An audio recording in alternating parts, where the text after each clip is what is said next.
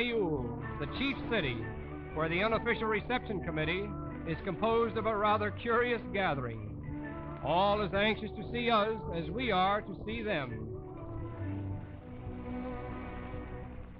The white-robed gentleman with the funny hat is the main attraction.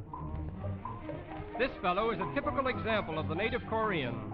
He bows to the dominion of Japan, but he firmly declines to admit the superiority of Japan's intellectual and moral culture over his own.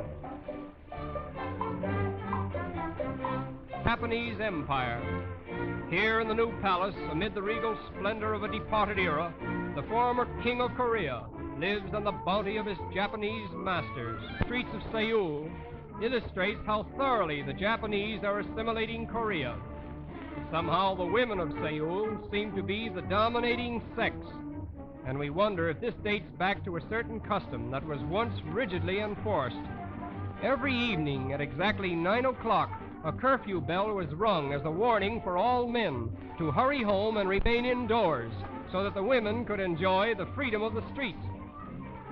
This law, however, has been abandoned, perhaps at the request of the ladies themselves.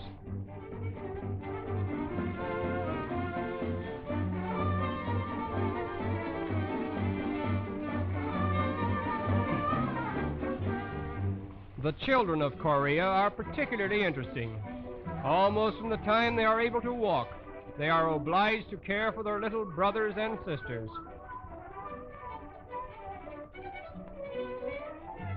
The first thing inculcated in a Korean child's mind is respect for his father.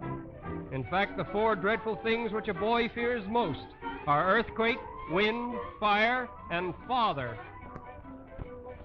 Playing dinner and imitating the ponderous etiquette of their elders is a favorite amusement.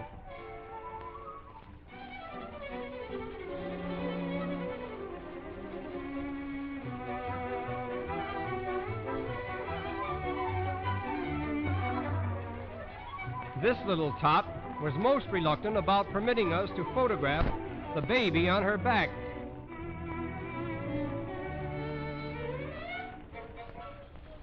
In an oriental garden, we were afforded the special privilege of seeing a native dance, very much like those given by the geisha girls of Japan.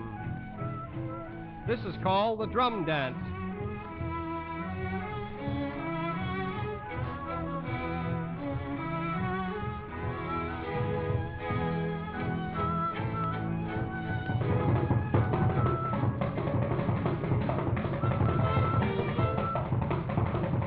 Whatever else we may have seen in Korea, we will never forget the gentlemen with the white robes and the horsehair hats, for they are Korea personified. And it is here that old Korea bows to us in gracious farewell.